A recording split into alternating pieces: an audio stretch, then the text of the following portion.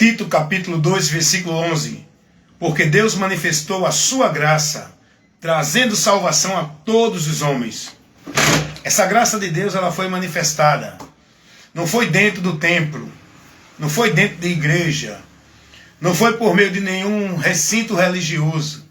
Essa graça de Deus foi manifestada aos homens em todos os lugares onde estavam. Nas cidades, nas ruas, nos becos, nas vielas. Aonde tinha pessoa, essa graça de Deus foi levada ao conhecimento e foi manifestada. Foi manifestada na vida dos homens, não porque eram de igreja, porque estavam fazendo obra de igreja, porque faziam parte de uma igreja, porque eram praticantes de obra de igreja, porque vivia dentro de cerimônias e vivia dentro de rituais, dentro de sacrifícios, dentro de obrigação, cumprindo meta, regra, obedecendo legalismo religioso, tudo aquilo que os homens determinavam para alcançar a graça de Deus. Não, esta graça de Deus foi manifestada aos homens dentro de uma forma pelo amor de Deus abrangente para todos, não pelo que fazem, mas pelo amor de Deus, querendo sim oferecer ao homem o seu favor, a sua misericórdia, a sua compaixão, a sua benignidade para a salvação. É isso que precisamos entender.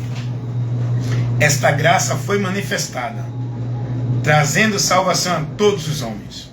Essa graça é o favor de Deus para os homens. Favor esse que os homens não é merecedor. Favor esse que os homens não têm nenhuma virtude pelo qual possam receber.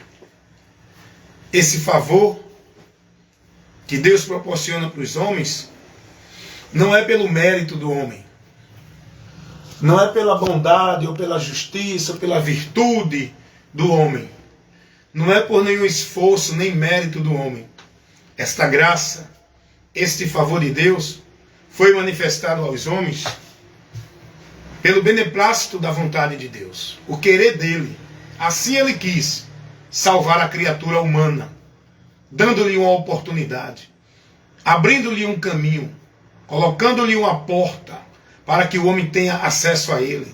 Não pelo merecimento do homem, mas pelo querer e a vontade de Deus, porque ele é bom, ele é amor, e ele manifestou esse amor, ele mostrou esse amor, ele deu uma prova desse amor. Eu acho maravilhoso e muito importante para a minha fé ficar mais fortalecida e edificada. Quando Paulo vai dizer, lá na carta aos Romanos, capítulo 5, olha o que está escrito no versículo 8.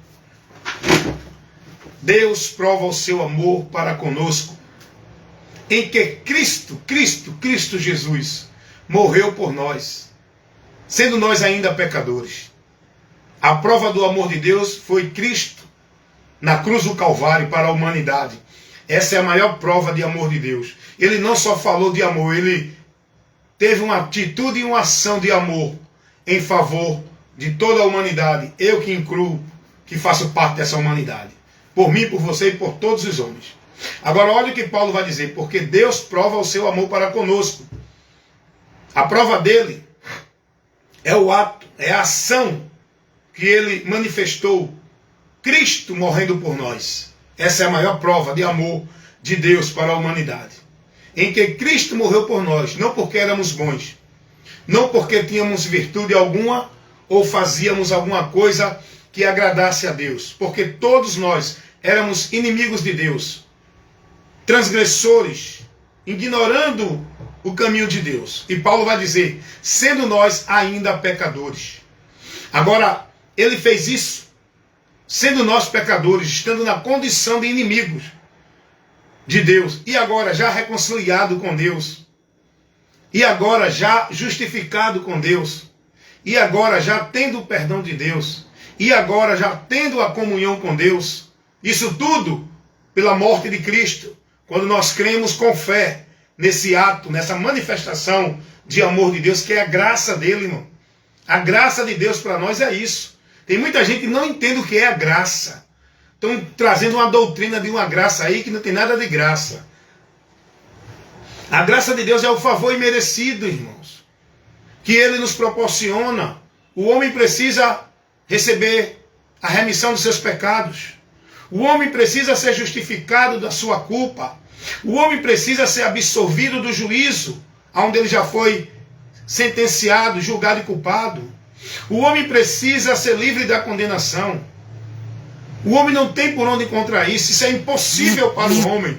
Mas para Deus, que proporcionou esse meio para o homem sair dessa situação, não tem impossível. Deus operou o impossível para o homem. Isso é a graça. A graça de Deus é a porta que Ele abriu. A graça de Deus é o caminho que Ele botou. A graça de Deus é a mão estendida para socorrer o pecador. A graça de Deus é o favor imerecido que o homem alcança para ser livre da condenação, pelo meio único, exclusivo que Deus colocou para o homem encontrar salvação. Isso é graça. Você tem que aceitar essa graça, receber essa graça. Você tem que crer nessa graça, nesse favor de Deus, e buscar ser salvo pelo favor de Deus. Não pelo seu mérito, não pela sua vida religiosa, não pelas suas boas obras, não pela sua forma de vestir, de comer, de beber, de se portar dentro das religiões, no usos e costumes, achando que é melhor do que os outros, porque se veste assim, assado, e os outros não. Você tem que entender o que é a graça. Pela graça é que somos salvos. A graça que somos salvos é o favor de Deus para nós. É a graça que Ele manifestou para salvar você. Essa graça é Jesus. Ele é o maior favor de Deus para a humanidade. É a maior bênção de Deus para o ser humano. É Jesus Cristo, essa graça. Então Paulo vai dizer que Deus provou o seu amor para conosco, em que Cristo morreu por nós, sendo nós ainda pecadores. Aí Paulo agora vai dizer, lá em Romanos capítulo 5, versículo 8. Escuta o que Paulo vai dizer. Muito mais agora, sendo já justificado pela sua vida, seremos por ele salvos da ira. Esse foi o objetivo pelo qual Deus manifestou a graça para você, para mim, para toda a humanidade, para nos salvar da ira, do juízo, da condenação eterna por causa do pecado que o homem está. Ele não vai, ele já está. O homem já está condenado. O homem já está sentenciado. O homem já está correndo o risco de morrer e seguir o juízo para a condenação eterna.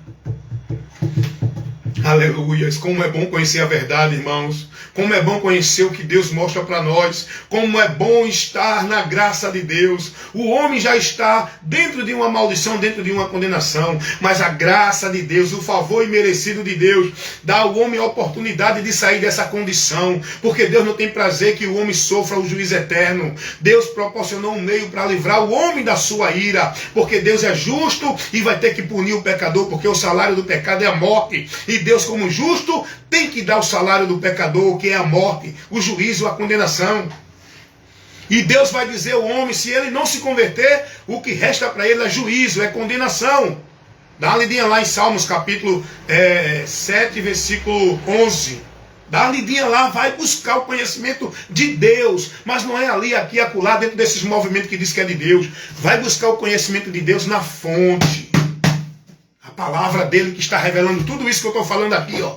Tudo isso que eu estou levando para você é porque eu estou buscando conhecimento nas Escrituras, aquilo que Deus me revela. Não estou buscando revelação de Deus dentro de igreja. Não estou buscando uma direção de Deus por meio de homens de igreja. Eu busco a direção de Deus na luz dele, que é quem me guia. Lâmpada para os meus pés e luz para os meus caminhos é a palavra, é Jesus. É nele que eu estou centralizando a minha vida de fé, de confiança, de segurança para com Deus. É nele que eu me glorieio. É na graça de Deus. Não é dentro de obra religiosa, de religião nenhuma. Na minha vida, vivendo, sacrificando-se. Com sacrifícios, penitências, flagelos. Devotando e consagrando minha vida a uma instituição religiosa. Dentro do legalismo imposto pelo homem. Escravizado ali. Centralizando minha vida. Entregando minha vida para viver como se fosse para Deus. Dentro de nenhuma igreja. Salvação é pela graça. A graça de Deus não é uma religião. A graça de Deus não é uma instituição religiosa. A graça de Deus não é uma vida de religião. A graça de Deus é Jesus por onde somos salvos. E essa graça foi manifestada para nos livrar da ira futura que está por vir. Essa ira vem. O que há de vir virá e não tardará. É chegado o grande dia da sua ira. quem poderá subsistir? Apocalipse capítulo 6, versículo 17. Mas a palavra de Deus também vai dizer, lá em primeira carta de Paulo aos Tessalonicenses, capítulo 1, versículo 10, Jesus Cristo é quem nos livra da ira futura. É Jesus quem nos livra. Somos livres da ira de Deus pela graça de Deus que é Jesus. Ele veio com essa finalidade, para esse objetivo, salvar o pecador. Ele disse lá em Lucas 19:10, eu vim salvar e buscar os que se haviam perdidos da direção de Deus, entrando em condenação. Mas ele disse lá em João 3,18, quem crê nele não é condenado, mas quem não crê permanece condenado. A palavra de Deus vai dizer que Deus amou o mundo de uma forma tão imensa, que não tem como se explicar ou buscar entender. É aceitar o amor de Deus, que ele enviou seu Filho Jesus, para que todo aquele que nele crê não pereça, mas tenha vida eterna. Essa é a finalidade de Cristo nas nossas vidas. Esse foi o objetivo pelo qual Jesus veio a esse mundo, para ser a única esperança de salvação para o homem perdido, que o próprio Deus proporcionou, para que o homem não pereça, mas tenha vida eterna. E quem não crê em Jesus, não tem a vida eterna. Mas o que vai sobrar para esse restar na eternidade, é a ira de Deus sobre ele. João 3,36. Quem tem o Filho de Deus, tem a vida eterna. Mas quem não tem o Filho de Deus, não tem a vida. Mas a ira de Deus sobre este permanece para sempre, eternidade. A realidade é essa. A eternidade com Deus, por meio de Cristo, e a eternidade sem Deus, por não aceitar Cristo. Não tem outro meio. Amém? Que Deus abençoe vocês, que vocês mantenham-se sempre recebendo a informação, a instrução, o esclarecimento da palavra de Deus, por esse canal que sempre proporciona para você a luz que vai iluminar o teu entendimento. Aqui, seu amigo e irmão, em Cristo Jesus, evangelista Wellington Ramos, compromisso com o reino de Deus, comunicando a você a verdade do Evangelho de Cristo, que é o poder de Deus para a salvação de todo aquele que crê. Amém? Me visita aí no YouTube, aqui no Face, no Kawaii, em outros meios de redes sociais. Estamos aproveitando a oportunidade por esses meios de comunicação para comunicar a todos a verdade que liberta.